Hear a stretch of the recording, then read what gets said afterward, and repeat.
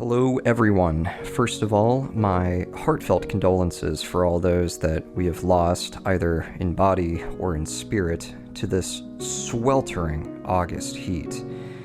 Before we dig into the meat of today's program, a few words quickly about the trajectory and the catalog of the show. First, I want to thank everyone who is coming over to the Patreon page, whether or not you are able to pitch in financially.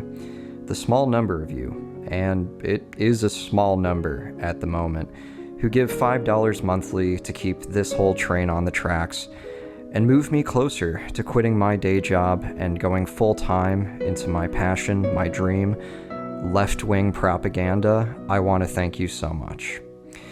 If you are able and interested, and if this show has mattered to you, then please hit the Patreon. There's a ton there. Basically everything still that's free, so go for it. Next, to all the people who have been patiently waiting for the Boethius audiobook to complete, I have good news. The horizon is in sight, and I will be wrapping the entire project in less than 2 weeks. I know it's been a long ride, please don't kill me, like the Emperor Theodoric, but like Boethius, we should be patient and faithful as we await destiny. Last, I am trying to negotiate a delicate balance in keeping the ongoing and in fact escalating Gaza genocide in our minds and offering relief from the terrible facts of the matter, which are, as James Baldwin once said about Jim Crow atrocities, both widely denied and far too familiar already to those of us who know.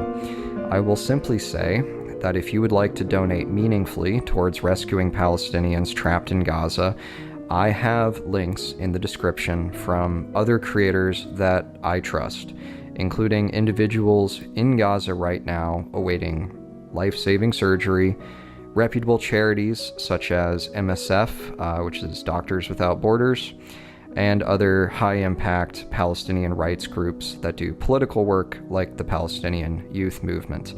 So if you feel called by your conscience to contribute time or money, even if it's only to repost those links, then please consider at least those options. Now, without any further ado, allow me to present a very different type of episode than our normal fare on this program, namely, a conversation with debut author Kaila Yu about feminism, beauty, sex work, Asian identity in America, colonialism, and K-pop. I learned a lot from talking to Kaila about the, for instance, U.S. imperial origins of the Southeast Asian sex trafficking and sex tourism business, and got to hear some very powerful reflections, both in the book, which comes out August 19th from Penguin, and in person in the conversation, on a life very different from my own, and in many ways, significantly cooler. So now, without any further, here's Kaila Yu.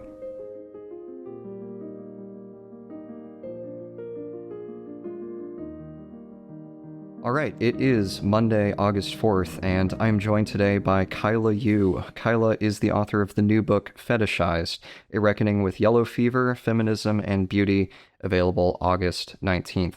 The book is a memoir in essays dealing with influential Asian media like Memoirs of a Geisha and the Joy Luck Club, and it analyzes the image and the stereotypes that these sorts of movies, books, and songs create. So, Kaila, welcome to the show. Yeah, thanks for having me. So, since this book is, I guess, primarily a memoir, I guess it'd be natural to start with where you grew up and what your childhood was like. So can you tell us a little bit about that? Yeah, I grew up in Upland, California. So it's like a suburb near Los Angeles, but also worlds away from Los Angeles. And yeah, it was, just a very quiet suburb that it was a safe place to raise kids. And I grew up in a really strict Asian American household. So we were just expected to get good grades and go to good colleges, basically. Yeah, I remember at one point you referenced the high expectations Asian dad meme. Yeah. So was that part of growing up for you? Yeah, definitely. But it was more my mom because my dad was very laid back. So it was more high expectations mom. But like pretty much the joke amongst Asians is like an A minus is a fail. Like there's Right. only an A. Yeah. Yeah. One of the things that you write about in your first chapter is your experience watching The Little Mermaid while you were really young, and what The Little Mermaid taught you about femininity and about beauty. So could you tell us that story, just to get things rolling? Definitely. I absolutely loved The Little Mermaid growing up. I watched it probably 100 times.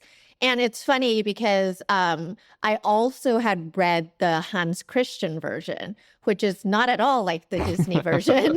Right. And I think it was probably meant to be like a cautionary tale.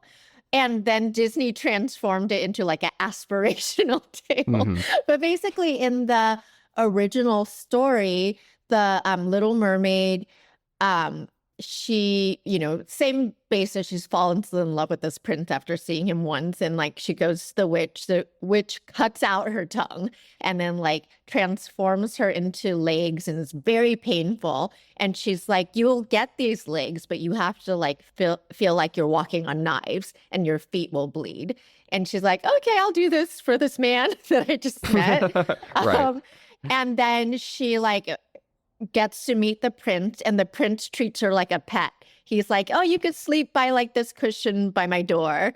And then the witch comes to like trick him, in a beautiful form. And when they get married, he lets her carry the witch's train down the aisle. So she's like just treated like this little pet, and like she's still in love with him. And then she just commits suicide when she doesn't like win his love. So it's definitely not how it's presented in the Disney version. But the Disney version's like just as damaging because it basically says, you know, she falls in love with this guy after seeing him once, and she's willing to give away everything for him, her family, her mermaidness, she's gonna alter her body. And she, mind you, loves her life in the ocean with like the little Sebastian crab and like flounder or whatever. And then he falls in love with her without speaking a word to her. So Yes, it's, that is one detail in there yeah, where it's a purely physical thing. It has purely no physical. basis Yeah. in personality or ideas or anything. So Yeah. So I mean, the movie's beautiful. So we're just taught like, oh, this is like how life is. And we're going to like dream of falling in love with a prince who just loves us for our beauty. And I guess one of the themes that runs through your book is how women come to be in a position in the first place where they're willing, even eager to change their bodies, change their lives, throw themselves in front of men in the hope of receiving validation, receiving love. So how is it that either in your background or in the works that you've looked at in the book, like Memoirs of a Geisha or Joy Luck Club, like, how is it that Asian women or women in general just come to be in this position in the first place? I mean, I think it's literally modeled in every Disney movie, like Hmm. back then, right? In Yeah. the Cinderellas or the Beauty and the Beast. Like it's always, I will do whatever to win the prince, And that's the prize of life is winning the prince. And then for Asians specifically, when I was growing up, there was no Asian media, right? At Hmm. all. So when the Memoirs of a Geisha came out, the book, I was obsessed because it was like, oh my God, there's a story. Like the Joy Luck Club came before that, and that was great too. But like Memoirs of a Geisha was so glamorous and like aspirational. Same thing, winning a guy at the end. But there were several things I ignored when reading the book. And also, it's funny because when I talk about the book with people who have read it, decades ago, they were like, I didn't know it was written by a white guy. So Yeah. that detail's just like forgotten. And it's important because he writes it as if in the voice of the geisha, and he writes it like it's a memoir, like her retelling. So some people think it's a true story, totally fabricated story, by the way. And the important details that we gloss over in the book is that it's child prostitution. She's like sold off at the age of like, underage, whatever, 12, 13. She gets into this geisha house where she's being groomed to be a geisha. And then they formally sell off her virginity when she's of age, which of age over there is probably like 16. And when you speak to any like real, quote unquote, real geisha, they say this was not a practice at all. Like, and in the book, it's treated like this is an institutionalized formal practice that all geishas sell off their virginity when they're of age. So that's already presenting Asian women not only as like striving for men, but like totally at service and submissive and like objectified. And then she also, when she's like 12, she meets this 45-year-old man who like basically secretly grooms her and like sets her up for success to be the biggest geisha in Gion. And her whole life, she's obsessed with this one man. And then at the end, she gets to be his mistress. Like, congratulations. Yeah. And what like, more yay. could you want from life? Yeah. Yeah. So that's like, and then when the movie came out, it was like $100 million film, beautifully done, beautifully, the details with the robes and everything was really impressive. So it was distracting from like these really important facts that we all ignored and didn't point out at the time. Yeah, and you point to, the kind of the controversy or the ambiguity of things like Memoirs of a Geisha or Joy Luck Club, because on the one hand, it's a watershed moment for Asian representation in film and Hollywood. On the other hand, there's a lot of stereotypes and a lot of tropes, and like in the particular case of, Memoirs of a Geisha, it was non-Japanese actors playing Japanese characters, and it's in English, and so it was so weird, yeah. It feels they were pretty... all doing bad English accents, and they were all different. I watched just a little bit of it last night, and I was like, wow, this is 2005 for sure. Yeah. This is serious it was a time. Orientalism. Yeah, definitely. So going back a bit to, your upbringing, maybe now into your teenage years, what did you learn about femininity from your family? And then what did you learn about femininity from mass culture, American culture? Yeah, so I did kind of, because in Asian culture, women are supposed to be, and not just women, because my brother was taught this too, like we're submissive to authority. So always say be very polite. If like someone of authority tells you something to do, you obey, especially if they're parents, you obey. And sex wasn't ever talked about in our household, like ever, still now, never been discussed. And then from the mass media, the only time I saw Asian women were sexualized. So it was like a hooker in a movie or a prostitute. Or like a sexy kung fu fighter. So it was this weird dichotomy of growing up in a household that was very strict and sexless, and then to see this extremely sexualized aesthetic. And then I tended to, I think being under such a strict household, I felt so repressed that I felt really compelled to rebel and go in the opposite direction. And there's this other stereotype for Asians, the model minority stereotype, which has Asians as like high achieving at grades and really nerdy. And I didn't want to be that either. So I was like, let me just go the other way. What can you tell us about the ABGs, the Asian baby girls? So it's funny because this is an Asian American created aesthetic. And when it started off in Orange County in California. There's a big, like, I think Vietnamese and maybe Laos refugee community who has settled here. And there's this there's this whole discourse within the Asian community that Asians are treated like a monolith, like we're all successful and we're all like doing well financially. But in truth, like I think the highest, like the group that is suffering from the most poverty in New York is Asians, but they're not seeing the Southeast Asians and the other, we're always looking at the East Asians. So these Southeast Asians in Orange County, a lot of them happen to like come from families that had a little bit more hardship. So they were involved with gangs and like doing that to survive and find community. And so the original ABGs came from those tough girls, and they just had this unique style, which was actually modeled off cholas, because they were adjacent to and interacting with a lot of Mexican Americans. So this was like that thin plucked eyeliner and the like dark lipstick.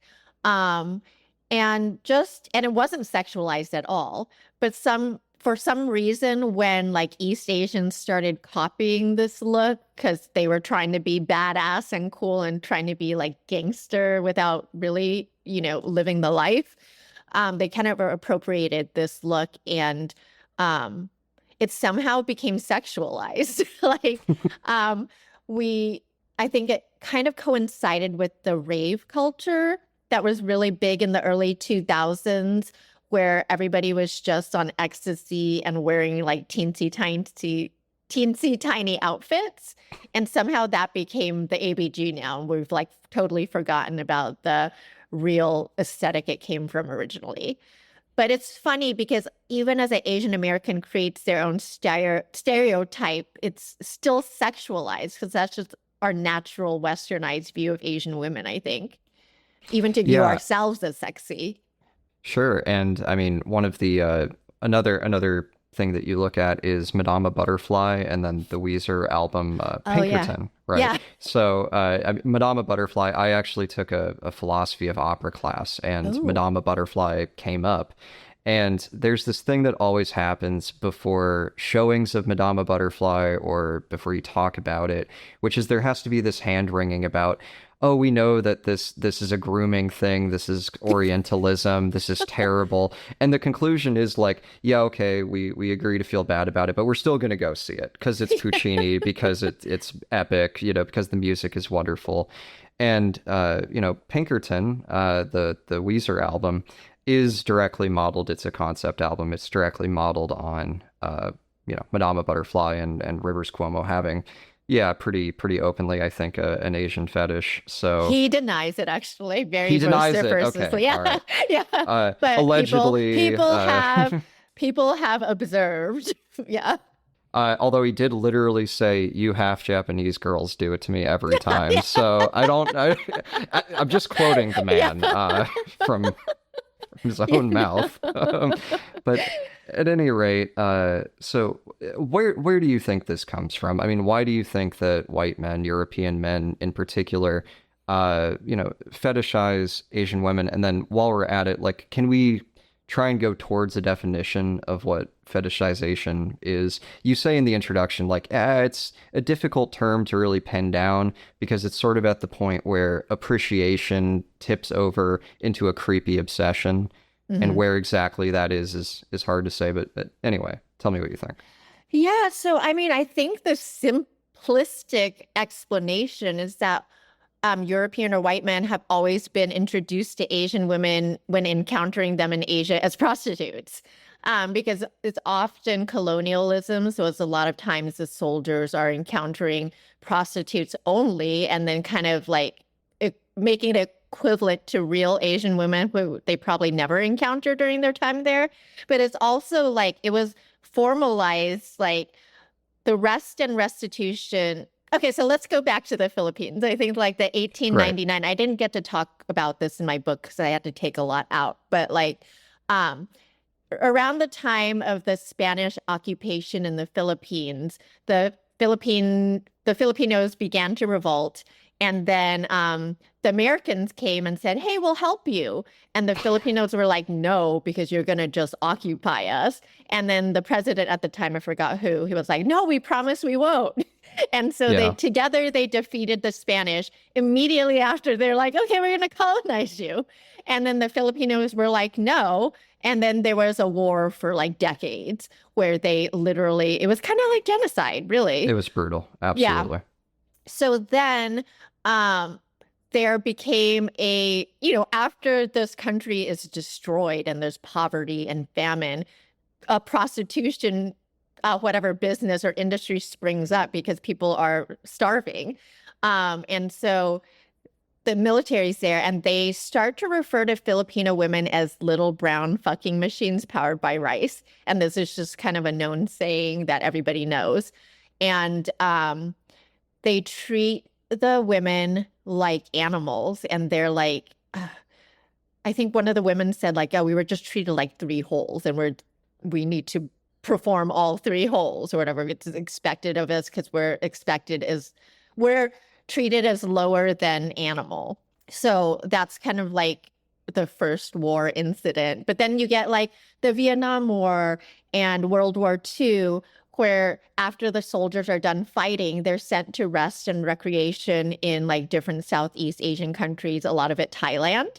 And the government is like complicit with like just rewarding the soldiers with prostitutes after they've been seeing the worst of imaginable things in war, right? So then this perception comes of Asians being like hypersexual and just submissive and like willing to do whatever. So that's kind of where the origins are from, I think. Part of them. Yeah, I enjoyed that section in your book, and I'm someone who's interested in the history of American imperialism, and I thought that was a really interesting and powerful dimension to the story. And I'm sad that it did have to be kind of an abbreviated section. But yeah, so like McKinley and the war against Spain takes control of the Philippines, occupies it. There's a 2-decade-long insurgency under Aguinaldo, and that's where the United States invents waterboarding, for example. You know much more about this than I do. You speak about it much more eloquently than my explanation. Well, I mean, I'm a historian, so that's kind of my thing. But at any rate, and then you made the point in your book, like as you just said, that the Thai sex industry, like sex tourism industry that exists today, was created by these chains of military conquest of the U.S. and Southeast Asia, whether it was the occupation in Japan after 1945, the Philippines in like 1900 to 1920, the war in Vietnam, and this is actually an issue with troops in the U.S. that continues to this day. For example, in Okinawa, there's a U.S. military base, it's an Air Force base, where we station nuclear bombers. And the Marines on that base for decades have been leaving the base, going into Okinawa, doing horrible shit, rapes and murders and so on. And then when the heat is on, coming back into the military base and going, haha, you can't get me, I'm in a military base. And so that has been I'm aware of one or two instances, but I didn't know it was like a whole thing. Oh, the people of Okinawa for decades have been trying to get that military base removed. A, because it's nuclear weapons, and B, because of the insane shit that the Marines are doing constantly. So there's a culture of impunity that builds up, and for a lot of men, that impunity is sexually exciting, because it adds an element of dominance and coercion. Anyway. Well, rape is sometimes considered a spoil of war amongst many, right? That's just like, oh, we get this for that. Well, like R&R, right? Rape and restitution, as they were calling it. Right? Yeah. All right. So can you tell us in your introduction, like right at the beginning, you told me, or not me, sorry, you told this story in your book of meeting this creepy guy at the mall, and can you sort of take us through what that was like, and this guy who just had the audacity to ask you these insane questions? Yeah, I was on a second date with this guy, and here's the thing about being an Asian girl: when you date like a non-Asian, you always have to ask like, oh, what ethnicity was your ex? Just be like, do you have an Asian thing? So I had asked that of my date, and he's like, what are you talking about? And then I had to explain to him why I was asking. And then literally we go out like the next day and we encounter this. And I'm like, see? But basically we walk into the store and there's like this fat guy there. And we are making small talk. And then somehow it gets to, he's like, oh yeah, Asian women are the best, aren't they? Like he says to the guy. And he's like, yeah, they're they don't like have too many opinions or, something to that effect. And then he's like, Gloria Steinem, that's the worst thing to happen to women, like feminism. I hate it. And he's like, you Asian women should give a class to Jewish women on how to act. And then we were like, we're strangers, right? And he's just saying this to us casually, like it's no big deal. So yeah, I feel like there's some audacity to some Asian fetishes. I think he thought he was giving me a compliment. I mean, the part in me wonders why he expected you to agree. Why he thought he could just walk up to an Asian woman he knows nothing about, never talked to, never met, and say, women's liberation, the worst thing that's ever happened to America. And it's like, what happened with this guy that he formed this expectation? And we're in Los Angeles, this isn't like right. Some non-liberal. We're probably in the most liberal area in the country. Yeah, that part, and it sounded as if like this isn't the only time that these sorts of things have happened to you in the past. So let's talk a little bit more about what life was like for you as a teenager and then in your early 20s. And we could talk, if you'd like, a little bit about plastic surgery and some of the controversies around whether it's good, whether it's bad, whether it's empowering, and so on. Just take us through some of that. Yeah, I mean, growing up in Upland, we had like maybe a 3 to 5% Asian population. So I hung around with non-Asians until I turned 15. And then I met like this badass Asian girl who was beautiful. And she like took me under her wing and introduced me to this whole culture of like hardcore Asians or like Asian pride or whatever. And I really felt community there because I still, when I was hanging out with my white friends, I didn't feel like I fit in really. And I kind of ran down this Asian pride era for like a decade. But yeah, high school was relatively non-eventful. Like I lived under a strict household too, so I couldn't rebel that much. Like we'd maybe sneak out of the house a little bit, but that's it. But once I got into college, I went to UC San Diego and I was completely away from home. So that's when I kind of went wild. That's when the rave culture was starting, and Asians like really found community in the raving community. I don't know why. And I started to really get into ecstasy and all kinds of drugs. And that for somebody who felt so unloved, I don't know, I just felt uncomfortable in my skin. I felt a lack of love. The ecstasy felt like love, or it felt like, temporary, of course. But later on, I ended up, so to go back into high school, there were no Asian role models anywhere, basically. This is before Lucy Liu and whoever else.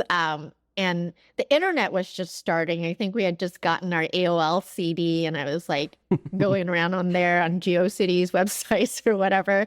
And I discovered like this Asian model called Sung Hee Lee, and she had like hundreds of sites already dedicated to her.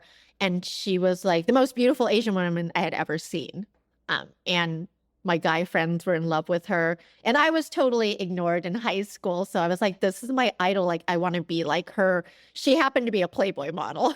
So then throughout the years, I would collect all her magazines and all her website calendars, whatever. So I became really comfortable with the idea of being a Playboy model after like 5 years of following her. So after I got into college, I started pursuing that really heavily. And I really do feel like, looking back, that if I had as much representation as we have now for Asians, like I would have made different choices. Like if there was Blackpink, then I could have thought, oh, maybe I'll be like a musician, But that was all I saw at the time. And I wanted to be like Britney Spears, like as a young girl, you just want to be a beautiful, desirable woman. Sorry, hold on a second. I had a thought. It's coming back. All right, so you're in your 20s, UCSD. When did your career as a model begin, and how did it begin? How did you make that transition? Yeah, so I ended up dropping out of UCSD due to like I was assaulted there. And then I also had the drug issues.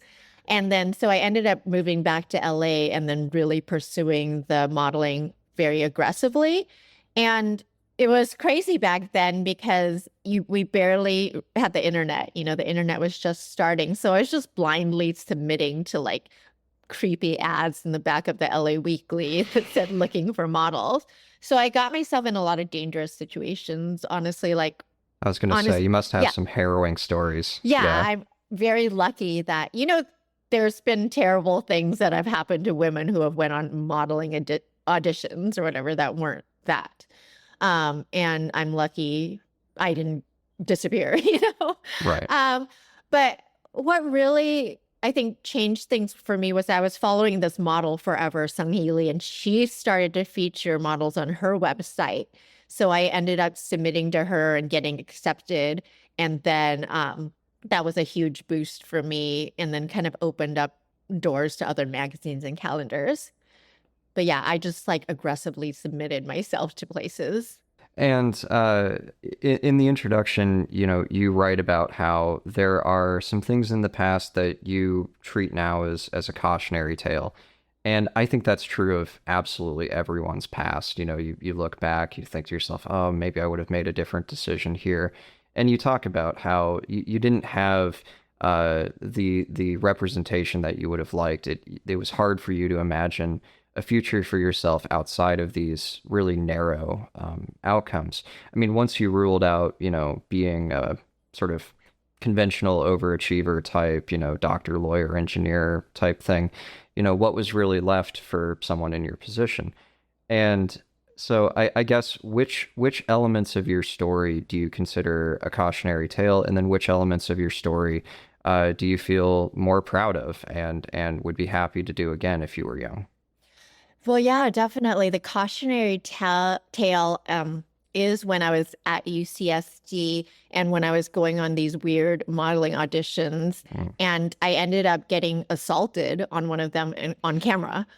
And that video went online and went viral and stayed there for decades. And it was only until Nicholas Kristof wrote this essay for New York Times called The Children of Pornhub, where he pointed out that there was tons of child porn on there, some of them missing children, who their parents were appealing to the website, like, please remove my child from and Pornhub refused. They were just like, we can't do anything about this user's submitted material.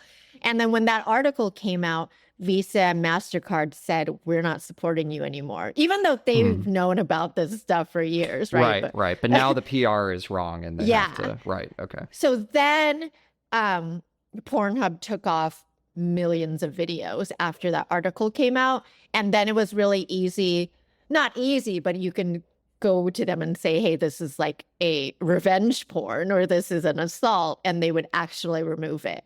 So that happened, I think, a year after the pandemic. But yeah, that's a cautionary tale, as in like, just, I was so young and fearless, and I was just going into dangerous situations. The one thing that would have helped if I just brought somebody with me, as simple as that. Sure. And I would recommend that to all women. Like, if somebody hit you on Instagram and offered you a modeling job or something, like, bring someone with you. I just don't think when you're 19, you're really, and then I was like doing drugs too. It's just not really in my head. But it is like, I do go back and think like, yeah, because I don't like to regret my past positions because I'm happy where I am now. But it's kind of like, if you could erase that from happening, I think I would. But it has also funny, like, and now I'm writing about it, and hopefully it helps some other women, avoid the situation. So it did make me who I am, unfortunately, or fortunately. Yeah, I mean, in my own case, looking back on, my late teens, early 20s, one piece of advice I would put for myself in the time capsule is certainly to minimize drugs. And yeah, if you're listening to this and you're, between the ages of like 18 to 25 or whatever, like, like really consider doing as few drugs as possible. Yeah. It's sort of a lame kind of, you know, old person piece of Yeah. advice, but like it just really, you know, Yeah. You're gonna regret some things, you know. Yeah.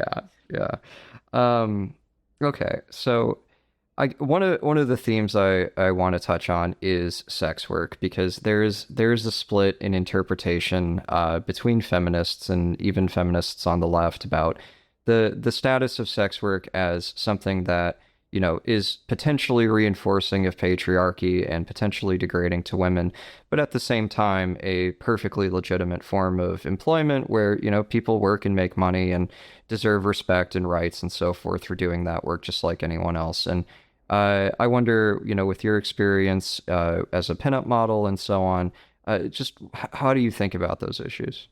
Yeah, it's interesting because, like, I am a feminist. I never want to judge a woman for her choices. I think part of feminism is like, oh, if you want to make choices that aren't agreed upon by the majority, you get to. But my only question is, can you escape sex work unscathed emotionally? You know, I don't think so. And maybe that's necessary to survive at a time, but I just don't think it's a healthy. And yes, sex workers should have rights and they should have all the things that are due to them, but I just question if it's like a good choice for mental health. Sure. For example, I my one of my best friends in college paid for her tuition by being a sugar baby. Mm, And, you know, she was absolutely brilliant and very, very fun. And she was like, if I didn't do this, I literally couldn't be here. I mm. could not be earning my degree. And, you know, at the end of the day, like I set the rules for these engagements and I'm the one driving the ship. And I thought to myself, I mean, if it's a choice between, you know, dropping out of college and doing that work and it's you and you're safe and so forth, then I think you should do it.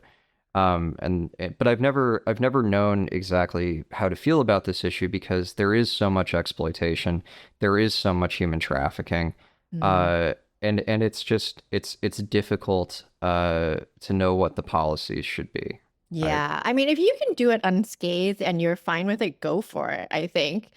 Um, I think maybe it's important if you're in that type of work to be getting, I think therapy is good for everyone, but I think yeah, yeah. especially in that industry. But yes, it is difficult because we're like, legalize it, but then there's a whole argument of how that actually benefits the pimps more. I don't know the nuances of it, but it's not like black and white, like legalize it and then prostitutes or sex workers will be safe. It's not really the answer either, I don't think. Yeah, I definitely have no special opinions on this. Yeah. It's always been a very complicated issue for me. Um, okay, well, you know, coming back to your book, why did you decide to structure the book in the way you did? It's sort of a 50-50 mix of essays and memoirs. So, tell us a little bit about the experience of writing this book, the sort of process from start to finish.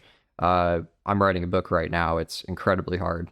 So go ahead and tell. Yeah. Well, it's interesting because I ended up really writing the book with a lot of my editor's feedback. Like I think originally I had sent her 4 chapters and then we ended up just going chapter by chapter and like making sure they fit in and like because there are separate essays that could live alone, but they are like sequential and they all kind of move into each other.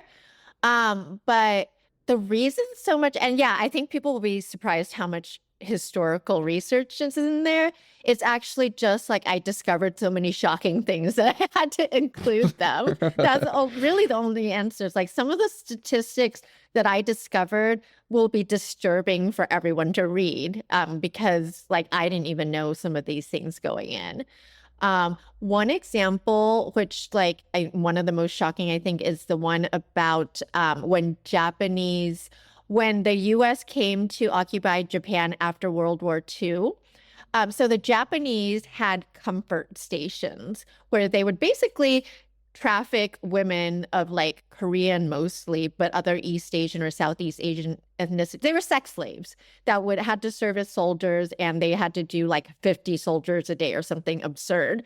And then when the American soldiers were coming into Japan, they were like, oh, we better set up a comfort station for them to prevent rape of local women.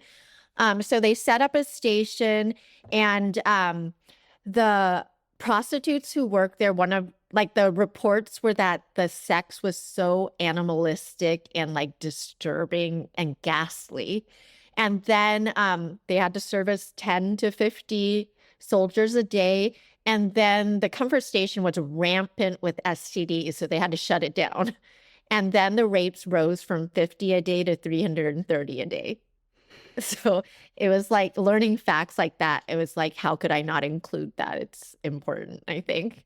Yeah, one of my political idols, this guy named Chris Hedges, he has this book called War is the Greatest Evil. And the point of the book is whatever you think is bad. You think rape is bad, you think murder is bad, you think torture is bad, you think lies are bad. In war, it's the maximum of all of those things.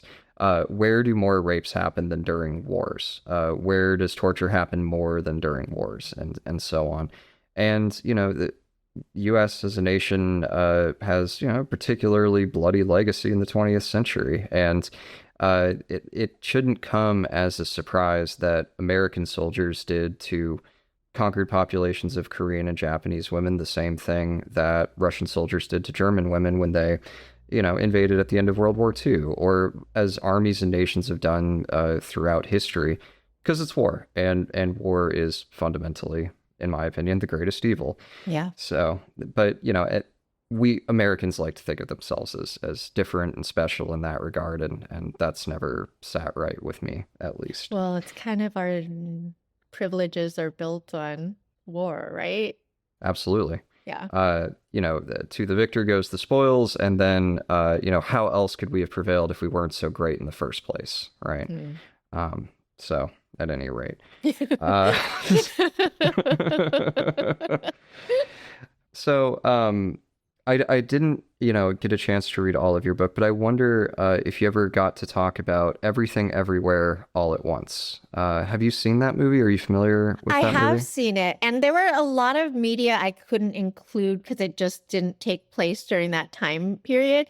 Ex Machina was another one that I wrote up and really wanted to include. Good movie. Good movie. Yeah. Very fetishy to the Asian robot, but great movie. I love the movie, honestly. But yes, but it just did not make sense in my story. And then everything was too recent. We don't really get into the recent part of my life, but yes, that was a great movie. Yeah. But why do you bring, because is there anything fetishy in it I didn't notice? No, that's my point, is that this seems to be totally fetish free. This seems like a completely authentic, completely artistic, powerful, real movie. And at least that was the way it seemed to me. Now, the movie was also so complicated and so, random, basically, that I don't know that I totally understood it. But I remember watching this movie and thinking to myself, like, this seems like a real family, a real drama, something that is both, relatable and well represented. And when I was reading your analysis of like Memoirs of a Geisha and Joy Luck Club, I was like, I wonder if this would be something like the counter example, or the better thing to come out of that kind of criticism. So many examples now. What I do end the book with is that the progress we've made is exponential at this point. There's Beef. I don't know if you watched Beef, but that was not fetishy whatsoever. Was that the Ali Wong one? Yeah. Yes. Okay. I love Ali Wong. So there's that. I have not seen Beef. I have seen her stand. It. Yeah. Okay. I'm up for that. Yeah. I have seen her stand-up specials, which are outstanding. Love her stand-up. Anyway. And Squid Game's not from here, but it's still like the #1 movie on Netflix. So it's still Asian representation, and that's not fetishy at all either. So yeah, we have great progress. Still progress to be made, but great progress. Sure. Okay. Thinking, pondering.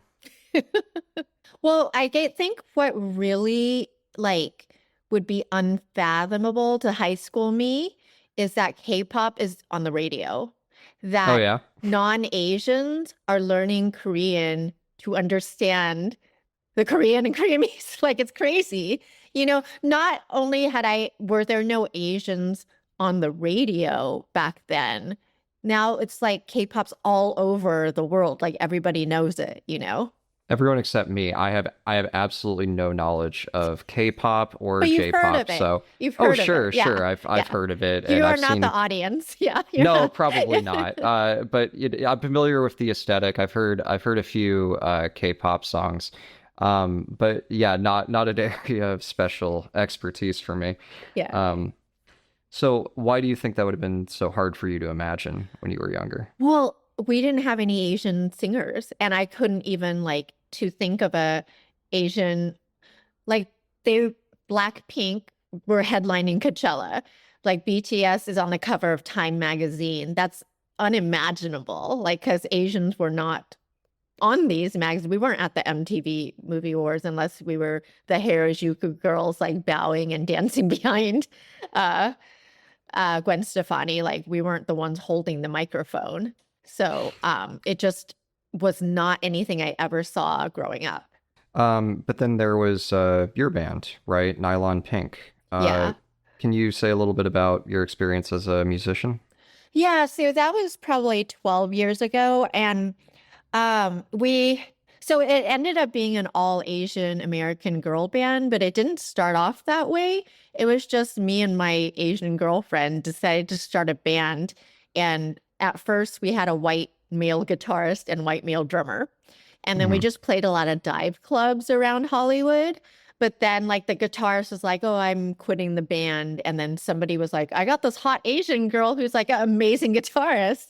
And then she joined, and then that happened with the drummer. And once we had all Asian women, then we had a niche. So we Hmm. were able to get booked at people looking for girl bands, because girl bands were still kind of rare back then too.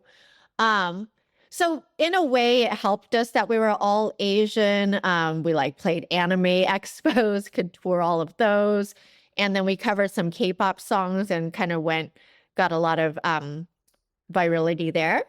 But there was also like a ceiling, like we could only Hmm. make it to a certain, because like once we got to the point where we were meeting with labels and stuff, they're like, "We don't really know what to do with you. There's no precedent." I Because this see. is before any K-pop was here. So, okay, makes sense. Going back to, your 20s or your 30s, can you think of some like specific moments in the past where you remember having a change of perspective on, feminist issues or issues about Asian American culture? Like, how did your thinking evolve from, these stereotypes, the Disney movies and the memoirs of a geisha that you experienced as a young person? What changed that? What rounded it out in your life? I honestly did not think about it and probably until the last decade. And part of it was getting sober. Hmm. I've been sober now 11 years. And then, first of all, it's like difficult to really reflect back and have much perspective when there's still substances around. Hmm. But once I got sober, I worked on a lot of therapy and like a lot of self work. So I started to look back on my past and see what I needed to clean up. But even then, I didn't really like think that much about feminist issues. Like, I considered myself a feminist, but I didn't like look critically back on my 20s. It wasn't until really the pandemic happened and the Atlanta spa shootings happened. Yeah, yeah. Um, yeah, so basically there was a sex crazed man and he went and shot up like a couple of the massage parlors he frequented, and 8 people were killed and 6 of them were Asian. And then the media, all the Asians knew what this was about as soon as we heard it, right? But like the media did not present it as racially or sexually motivated, which we like clearly knew that it was. And later it revealed that he was a sex addict or whatever. But just seeing the direct line to violence, I started to reflect back on like, oh, how did I play into perpetuating these stereotypes? because there's actually a ton of violence against Asian women. It's just not very reported. But I ended up finding another article online um, by this author, Elaine Shea Chow, called What White Men Say in Our Absence. And there's, so when white men date Asian women, there's an acronym that incels, or, okay, so there, Oh, okay, yeah, sure. yes. So there's the men's rights Asians who really hate when Asian women date white men because they feel like the Asian women are being traitors. So they call the Asian women and white man pairing WMAF. Oh, okay, all right. And so there's like a listing online of like all the WMAF violence throughout the world. And the list is long and like horrifying. And I'm like, I've never heard of most of these things because they're just not publicized. So then I became aware of all the violence because I haven't really experienced, like violence from partners or whatever. So yeah, that's when I really started to reflect. Yeah, I mean, it wasn't as far as the violence is concerned. Like I never heard about the Atlanta spa shootings. When I read about that in your book, it was You never even heard about it. no, I had never heard about it. Wow. Yeah. So that Yeah, shows you, right? Because I insulation feel like culturally. everybody heard it because I'm in the Asian community. Hmm. But yeah, that kind of illustrates. Yeah. Yeah, and then like I had known that there are like white men who are Asian fetishists out there. It wasn't a new concept for me. But the scale and the depth of it was certainly surprising. I'm like, sure, there's like, a couple dozen maybe of these guys, but no, apparently legions of them, Legion. very online, who love posting and commenting and apparently approaching strangers in malls and sharing their opinions on Gloria Steinem and so Yes. on. Yeah. Yeah. Yeah. There are weirdos out there. Yeah, for sure, always. So coming back to, well, let's talk about COVID. I mean, talking about violence against Asians in America. Yeah. One of the really unfortunate elements of COVID was that the virus did originate in China, which led to like national blame or racial blame being attributed to Chinese people and Chinese Americans.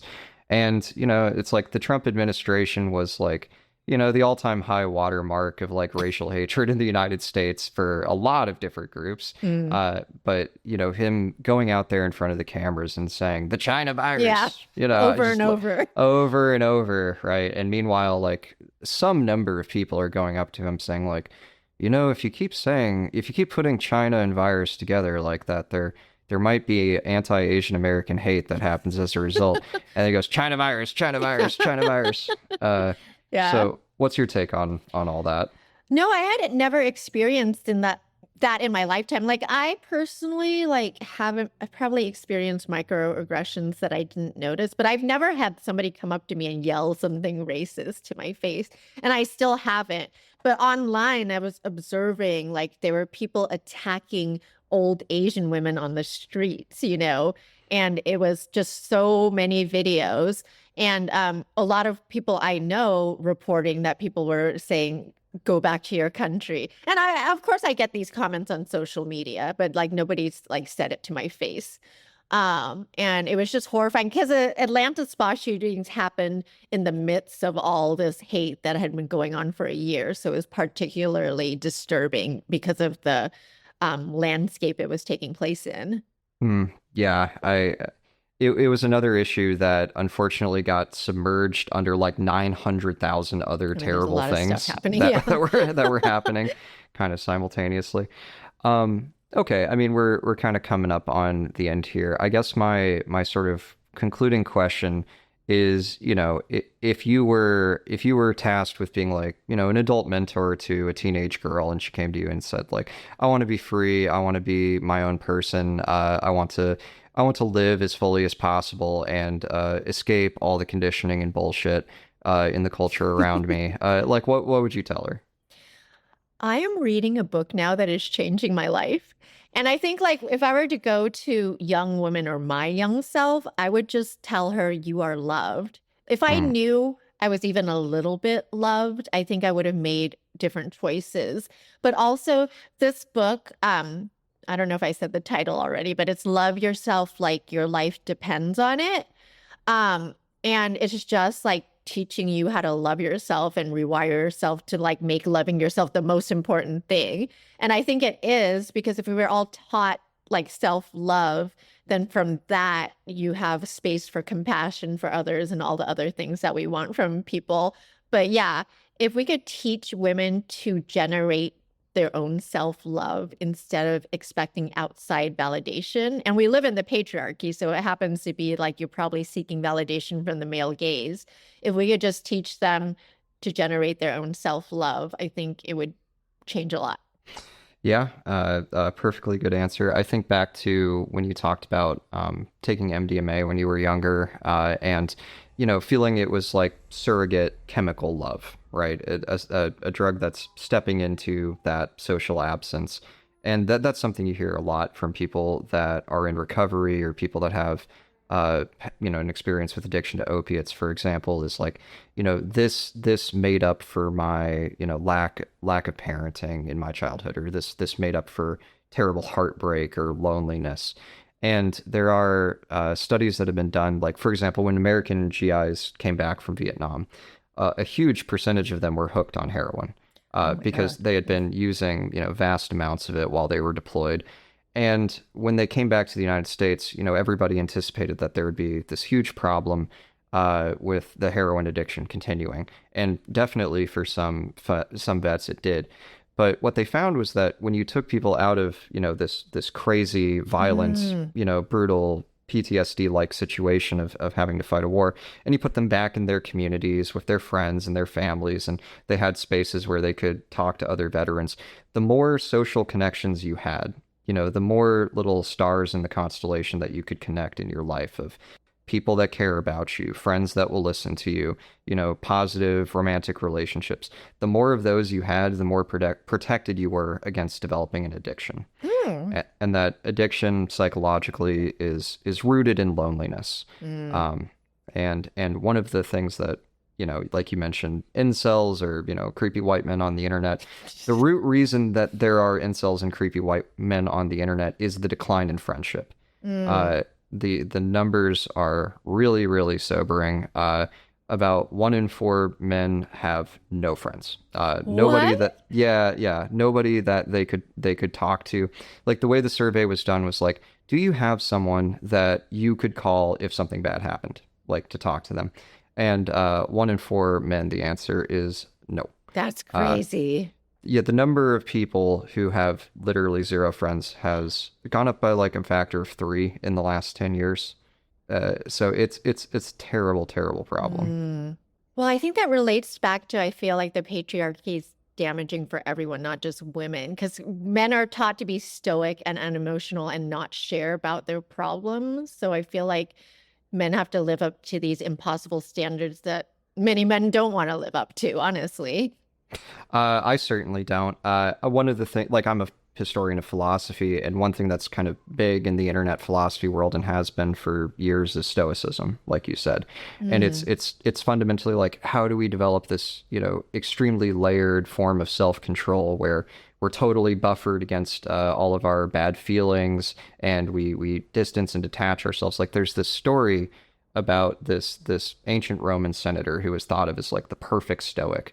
And the reason, the proof that he has really mastered stoicism is that when his son dies in some terrible accident, his like teenage son, and he goes to his funeral, he doesn't even cry.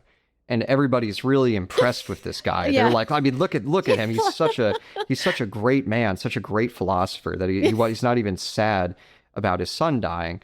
And you take that and you push it into like every area of life. Don't show your emotions, never signal weakness, always trying to rise above your circumstances.